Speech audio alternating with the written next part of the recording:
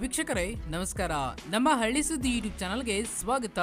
ಮಳೆಯಿಂದ ಸಂಪೂರ್ಣ ಮನೆ ಹಾನಿಗೆ 1.7 ಲಕ್ಷ ಪರಿಹಾರ ಜೊತೆಗೆ ಮನೆ ಕೊಡಲು ತೀರ್ಮಾನ ಮಾಡಿದ್ದೇವೆ ಎಂದು ಸಿಎಂ ಸಿದ್ದರಾಮಯ್ಯ ಅವರು ಇಂದು ಹೇಳಿದ್ದಾರೆ. ಹೌದು, ಅದರ ಬಗ್ಗೆ ಸಂಪೂರ್ಣವಾದ ಮಾಹಿತಿಯನ್ನ ಈ ವಿಡಿಯೋದಲ್ಲಿ ತಿಳಿದುಕೊಳ್ಳೋಣ.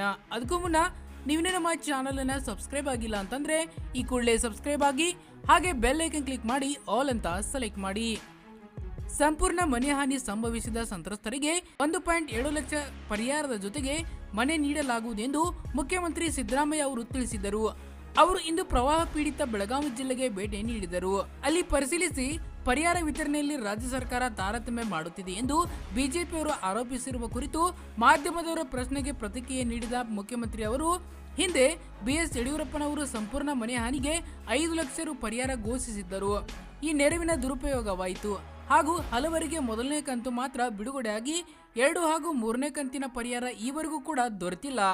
ಈ ಹಿನ್ನೆಲೆಯಲ್ಲಿ ನಮ್ಮ ಸರ್ಕಾರ 1.7 ಲಕ್ಷ ರು ಪರಿಹಾರ ಹಾಗೂ ಮನೆ ನೀಡುವ ತೀರ್ಮಾನ ಮಾಡಿದೆ ಎಂದು ಅವರು ಹೇಳಿದರು. ಜನರ ಸಹಕಾರವಿದ್ದರೆ ಪದೇ ಪದೇ ಮುಳುಗಡೆಯಾಗುವ ಹಳ್ಳಿಗಳ ಸ್ಥಳಾಂತರ ಮಾಡುವ ಮೂಲಕ ಶಾಶ್ವತ ಪರಿಹಾರ ಒದಗಿಸಲು ಚಿಂತನೆ ಮಾಡಲಾಗುವುದೆಂದು ಅವರು ತಿಳಿಸಿದರು.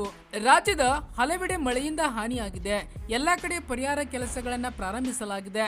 ಮೈಸೂರು, ಹಾಸನ, ಕೊಡಗು ಜಿಲ್ಲೆಗಳಿಗೆ ಭೇಟಿ ನೀಡಲಾಗಿದ್ದು, ಮೃತಪಟ್ಟವರಿಗೆ ಹಾಗೂ ಜಾನುವಾರುಗಳು ಸತ್ತಿರುವುದಕ್ಕೆ ಕೂಡಲೇ ಪರಿಹಾರ ವಿತರಿಸಲಾಗುತ್ತಿದೆ.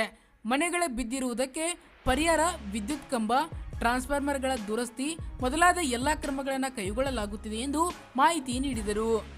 ಮುಂದಿನ ವಾರ ಹೆಚ್ಚು ಮಳೆ ಆಗಲಿದೆ. ಹೌದು, ಬೆಳಗಾವಿಯಲ್ಲಿ ಕಳೆದ 42 ದಿನದಿಂದ ನಿರಂತರ ಮಳೆಯಾಗುತ್ತಿದೆ. ಈ ಹಿನ್ನೆಲೆಯಲ್ಲಿ ಅಂಗನವಾಡಿಗಳಿಗೂ ರಜೆ ಘೋಷಣೆ ಮಾಡುವಂತೆ ಸೂಚಿಸಲಾಗಿದೆ. ಮುಂದಿನ ವಾರ ಹೆಚ್ಚು ಮಳೆಯಾಗುವ ಮುನ್ಸೂಚನೆ ಇದೆ. ಇದಕ್ಕಾಗಿ ಕಂದಾಯ ವಿಪತ್ತು ನಿರ್ವಹಣೆ, ಅರಣ್ಯ ಇಲಾಖೆ, ಇಂಧನ, ನೀರಾವರಿ ಸೇರಿದಂತೆ ಎಲ್ಲಾ ಇಲಾಖೆಗಳು ಎಚ್ಚರಿಕೆ ವಹಿಸುವಂತೆ ತಿಳಿಸಲಾಗಿದೆ ಎಂದು ಅವರು ಹೇಳಿದರು. ಇನ್ನು ಗೃಹಲಕ್ಷ್ಮಿ ಯೋಜನೆ ಹಣ 3 ತಿಂಗಳಿಂದ ಬಾಕಿ ಇದೆ ಎಂದು ಕೇಳಿದ್ದಕ್ಕೆ ಜುಲೈ ತಿಂಗಳಿನದ್ದು ಮಾತ್ರ ಬಾಕಿ ಇದೆ, ಅದನ್ನು ಶೀಘ್ರವೇ ವಿತರಿಸಲಾಗುವುದು ಎಂದು ತಿಳಿಸಿದರು. ಮಹಿಳಾ ಮತ್ತು ಮಕ್ಕಳ ಅಭಿವೃದ್ಧಿ ಸಚಿವೆ ಲಕ್ಷ್ಮೀ ಹೆಬ್ಬಾಳ್ಕರ್ ಅವರು, ಬೆಳಗಾವಿ ಜಿಲ್ಲೆಯ ಶಾಸಕರು ಉಪಸ್ಥಿತರಿದ್ದರು. ಧನ್ಯವಾದಗಳು. ಇದೇ ರೀತಿ ಹೆಚ್ಚಿನ ಮಾಹಿತಿಗಾಗಿ ನಮ್ಮ ಹಳ್ಳಿ ಸುದ್ದಿ ಯೂಟ್ಯೂಬ್ ಚಾನಲ್ ಅನ್ನು ಸಬ್ಸ್ಕ್ರೈಬ್ ಆಗಿ, ಹಾಗೆ ನಿಮ್ಮ ಅಭಿಪ್ರಾಯವನ್ನು ನಮ್ಮ ಕಾಮೆಂಟ್ ಬಾಕ್ಸ್ ಅಲ್ಲಿ ತಿಳಿಸಿ.